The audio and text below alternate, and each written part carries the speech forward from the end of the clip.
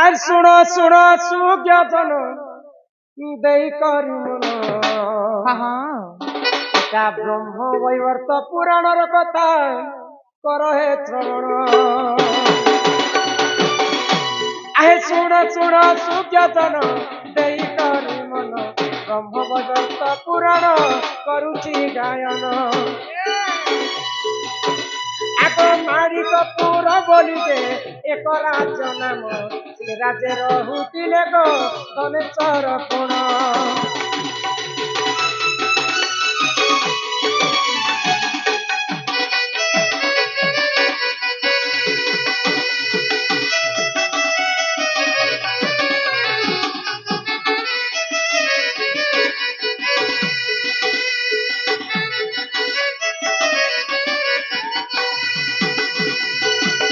ମାଣିକପୁର ବୋଲି ଗୋଟେ ରାଜ୍ୟ ଥିଲା। ସେ ରାଜ୍ୟରେ ଗୋଟେ ବହୁତ ଧନୀ ଲୋକ ଥିଲେ। ତାଙ୍କ ନାମ ଥିଲା ଧନେଶ୍ୱର। ତ ଧନେଶ୍ୱରଙ୍କର ବାପା ଯେତେବେଳେ ମରି ଯାଇଛନ୍ ପିତୃ ଶ୍ରାଦ୍ଧ କାର୍ଯ୍ୟକ୍ରମ ପାଇଁ ଗୋଟେ ବ୍ରାହ୍ମଣଙ୍କୁ ନିମନ୍ତ୍ରଣ କଲେ। ନନିଲ ଆଗ ବ୍ରାହ୍ମଣଙ୍କୁ ଦେଖ ସେହି ନିମନ୍ତ୍ରଣ କଲେ ପିତୃ ଶ୍ରାଦ୍ଧ କର୍ମକୁ ଯେ ପୁନଃ କରିଲେ। ଆଗ ବ୍ରାହ୍ମଣଙ୍କୁ ଦେଖ ସେହି নিমন্ত্রণ কলে পিতৃ শ্রাদ্ধ কার্য দেখ সম্পূর্ণ করিলে।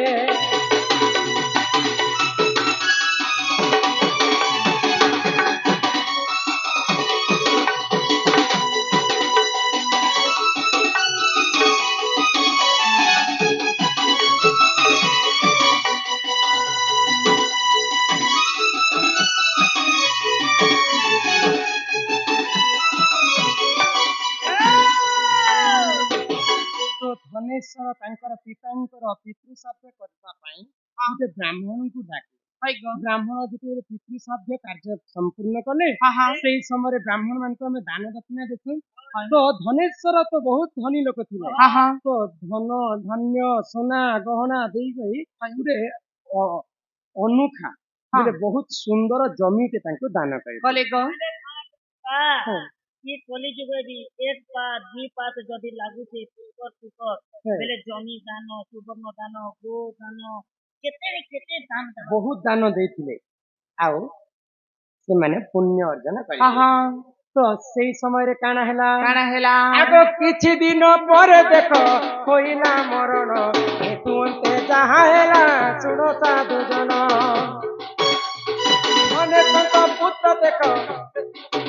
आगो धनेशଙ୍କ पुत्र देख ସେହି ଯେ ଜାଣ ପିତୃ ଶ୍ରାଦ୍ଧ କରିବାକୁ କରିବେ ଗମନ।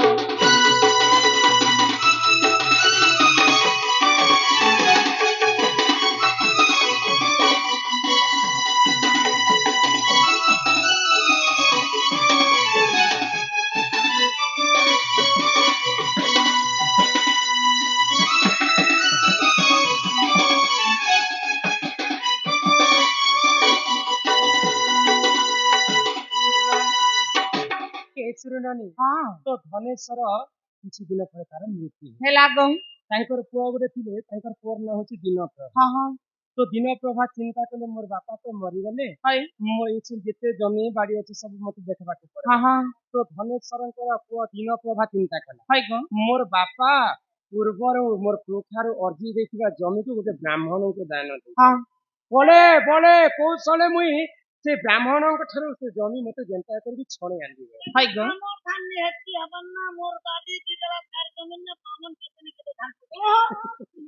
ତ ତାର ପାଖରେ ତ କିଏ ନି ନା ଗରିବ ବ୍ରାହ୍ମଣ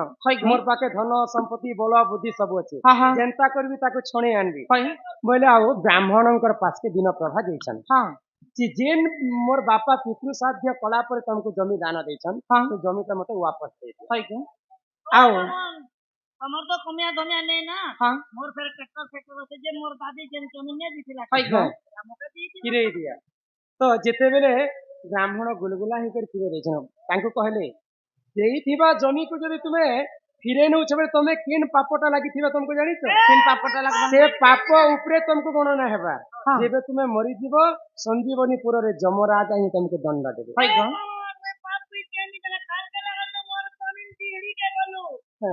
तो दिन प्रभा देइथिबा जमी को फेरे आनले हां हां गोचर जमी को दाखल कले जिन जगह गोचर बेले गो माने गो माता माने चरबा जमी को छणे आनले हां हां एते पाप करि बसले दिने तांकर मध्य मृत्यु हे गला हां हां आगो संजीवनी पूरा कुसे करिला गमन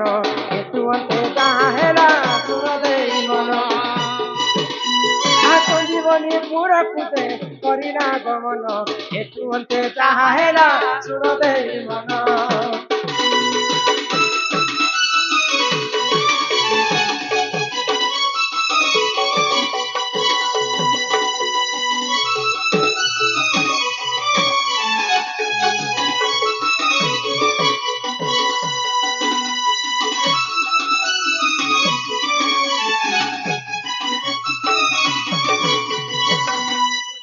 दिन प्रभाकर मृत्यु हो गला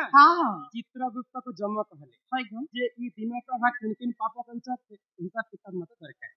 तो देखि देला जे चित्रगुप्त काहे बेले जानिछ गुटे ब्राह्मण को दान देथिबा जमी को से फिरे आनी ताको किन दंड दिया जिबा कह प्रभु सब फल काम करिते प्रभु जम राजा ई काम करे दान देथिला जमी को जदी फिरे आनी छिबे ताको कुंभीपाक दोष लागबा कुंभीपाक दोष बोले केनता 100 जन्म पर्यंत ताको गरम तेल रे छणा जिबा हां हां कुंभीपाक दोष ताको लागिते गोचर जमी को जदी अधिकार करबे ताको केन पाप लागितिबा केन पाप लागबा जन्म जन्म पर्यंत से दरिद्र हेबा हां तांकर घरे पुओ झियो नहीं है दांडर भिखारी साजी दिबे जे जदी गो माता चरुथिबा जमी को दाखल करबा एई पाप करिছে ताको उचित दंड दिया जाय बोली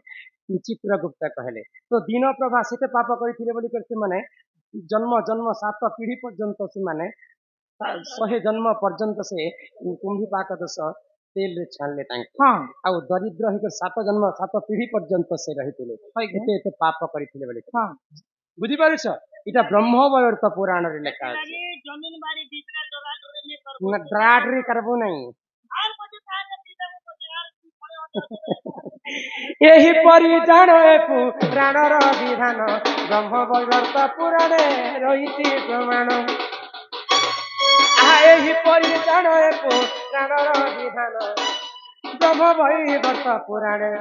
रहिछि प्रमाण जे प्रमाण भूतिले क्षमा कर हे सभार जन हे सभाजन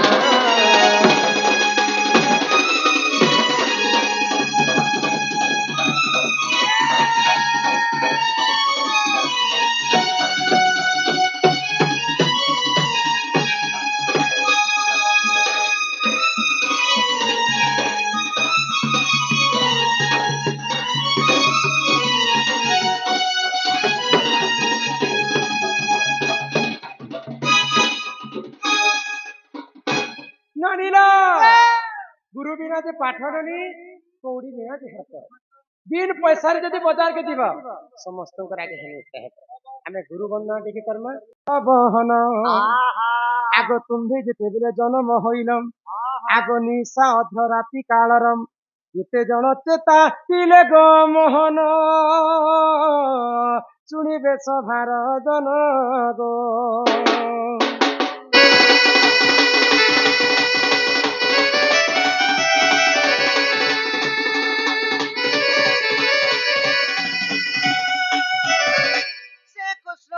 सुनो रे माई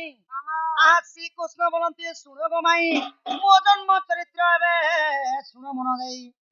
आहा सुनु थाओ मन देई राधा माई सुनिबे पंडित भाई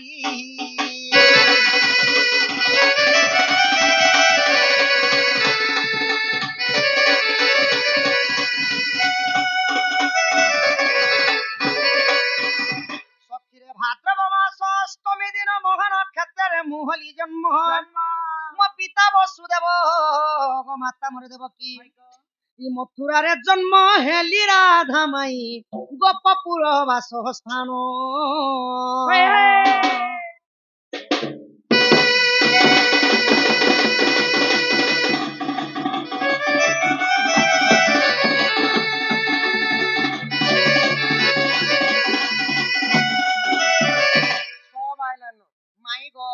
आगो जेते बेले जन्म होइली मुही माता मो पड़िले अचेत होई কৃষ্ণ জন্ম কথা অষ্ট জন জানন্তি মু ততে দেবী বুঝাই প্রেম শিলা শুণু তা তো কর্ণে পড়া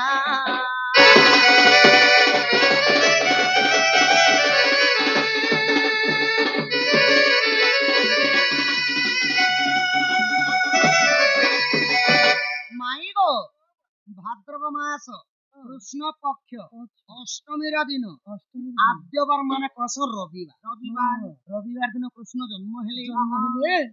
খালি 4 মিনিট লাগি বୃଷ ରାଶି ଯୁକ୍ତ ଥିଲା ନେଲେ ପ୍ରଭୁଙ୍କର ସିଂହ ରାଶି ତ ଗାର୍ଗ ମନେ ଦେଇଥିଲେ କୃଷ୍ଣଙ୍କୁ ଲଳିତ ମୋହନ ବୋଲି ନା କୃଷ୍ଣ ଜନ୍ମ କଥା କେବଳ 8 ଜଣ ଲୋକ ଜାଣିଥିଲେ ଆଗ ପିତା ବସୁଦେବ ଦେବକୀ ଦୁଇ ଉଗ୍ରେସନ ମୋର ଯା ଅଟଇ ବୟନ୍ତୀ ମାଳା ଦେଲେ ଚିତ୍ର ସେନ ଇନ୍ଦ୍ର ସଚି ଆଉ ଦୁର୍ମିଳା ପୁଣ 5 6 7 ହେଲେ 7 ହେଲେ ନାରଦ ଜାଇଣ ତୁମ୍ବ ଆଗେ ବାରତା କହିଲେ କୃଷ୍ଣଙ୍କ ଠାରୁ ରାଧା 11 ଦିନର ବଡ 11 ଦିନର ବଡ ନାରଦ ମହର୍ଷି ଯେତେବେଳେ କୃଷ୍ଣ ଜନ୍ମ କଥା ଯାଇକରି ତୁମର କାନେ କହିଲେ ଗো ମାଇ ତାପରେ ତୁମର କାନେ ଶୁଣିଲ ତୁମର ଆଖି ଖୁଲ୍ଲ ଦେଖିଲ ତାପରେ କ୍ଷୀର ନୀର ଖାଇছিল ଅକ୍ଷର କର୍ଣ୍ଣ ପାଇଲେ ଯେ ନାରଦ ମହର ଗୁରୁ ଆଗ ନାରଦ ଜାଇଣ ତୁମ୍ବ ଆଗେ ବାରତା କହିଲେ ଚିନ୍ତା ଦୂର କଲୁ ତୁ ହି ଗো ସଜনী কলু তো নভ জন কলু তো নভ জন রাধা মাই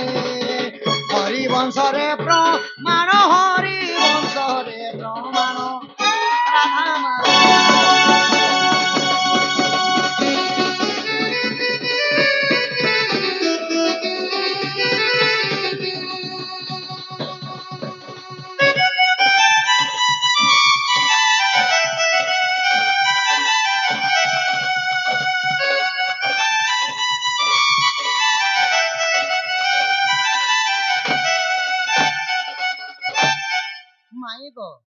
ଏହିପରି କୃଷ୍ଣ ଜନ୍ମ ଚରିତ୍ର 8 ଜଣ ଜାଣିଥିଲେ ତୁମର ସବୁ ଦେଖ ତୁମର ସଖା ଅଷ୍ଟ ସଖା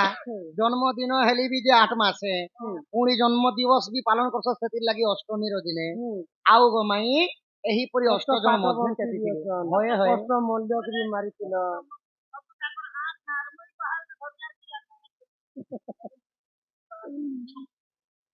কাহি রাম রাম পরি রাজা নাহি কাহি সীতা সীতা পরি পতি নাহি কাহি রাম রাম পরি রাজা নাহি কাহি সীতা সীতা পরি পতি নাহি ভরত পরয়ে ভাই সংসারে মিলিবে নাহি হনুমান পরি ভক্ত কোটিয়ে কোটিয়ে কহি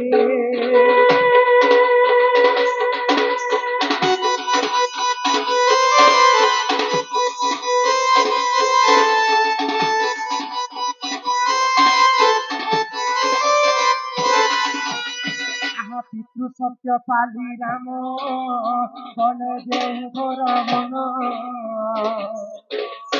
বলে বলে হরি লীলা সীতাকে দেখো রাবণ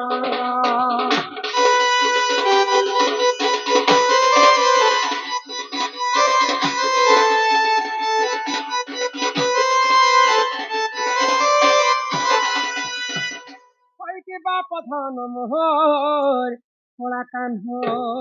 কি রাধা মাই গো সুমনা যেতেବେଳେ ବନବାସ ଯାଇଥିଲେ ବୋଲେ ମତେ ରାବଣ ଚୋରି ନେଲା କି ତୁମେ ରାବଣକୁ ମାରିବା ପାଇଁ ତୁମେ କେତେ ବାନର ହେଇକରି କେତେ ଗଣ୍ଡ ବାନ୍ଧି କରି ରାବଣ ବଂଶକୁ ବିନାଶ କରିକି ଯେତେବେଳେ ମତେ ଘରକୁ ତୁମେ ଆଣେ ରାମ ଭଗବାନ ଏଇ ରାବଣ ବଂଶକୁ ମାରିଲେ ଆରୁ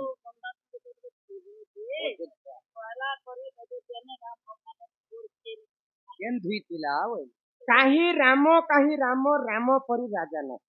ସଂସାରେ ରାମଚନ୍ଦ୍ରଙ୍କର ପରି ରାଜା ନାହିଁ ମର୍ଯ୍ୟାଦା ପୁରୁଷ ସବୁ ନ୍ୟାୟରେ ସେ କାମ କରିଛି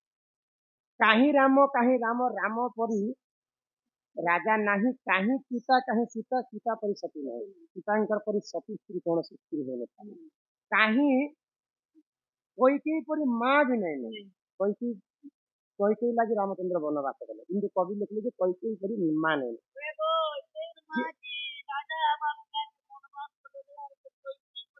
ଦିନେ ଜାଣିଥିଲେ ମା କୈକେୟୀ ଯେ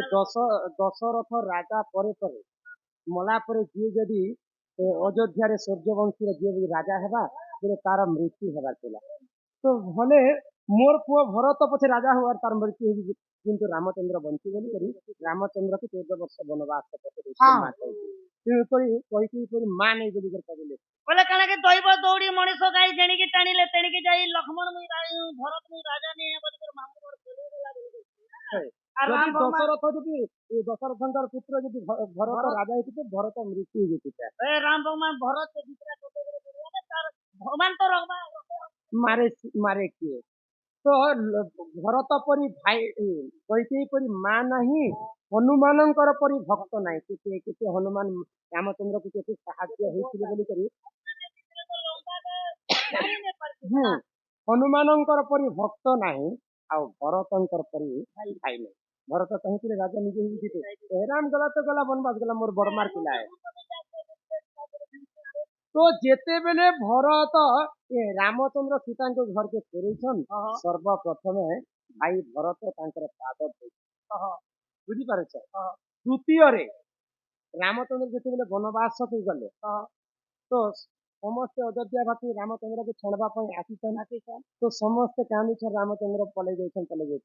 ତ ରାମଚନ୍ଦ୍ର କହିଲେ ସମସ୍ତଙ୍କୁ ମୁଁ ଜୁହାର କରିଛନ୍, ମା ଭଉଣୀ ସମସ୍ତଙ୍କୁ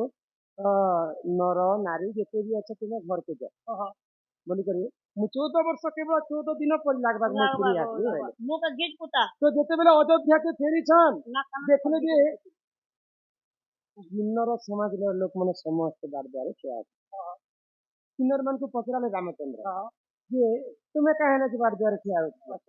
ତ ରାମଚନ୍ଦ୍ର କହିଲେ ତୁମେ ତ ନର ଏବଂ ନାରୀକୁ ଘରକେ ଯାଅ ବୋଲି କହିଲେ, କିନ୍ନର ମାନଙ୍କୁ ତୁମେ ଅର୍ଦ୍ଧ ନାରୀ ମାନଙ୍କୁ ତୁମେ ନାହିଁ କହି,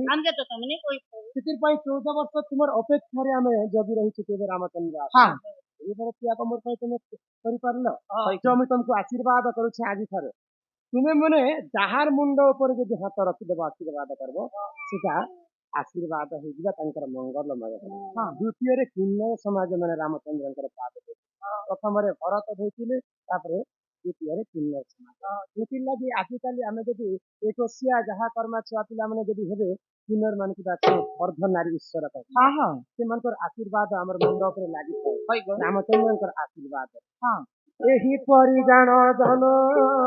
ରାମାୟଣର ବିଧାନ, ରାମାୟଣ କଥା ହେତ କର ହେ ତୁମେ ଶ୍ରବଣ।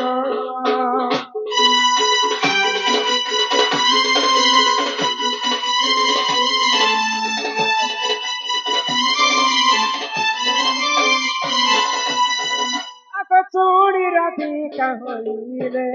ମଉନ, ମଦନ ଆରତେ ନନ୍ଦନନ୍ଦନ, ରାଜ କବାଟକୁ ମାଇଲେ ଲାଟେ, ଫିଟିଲର ଗଲା ଖଞ୍ଜ ସହିତେ।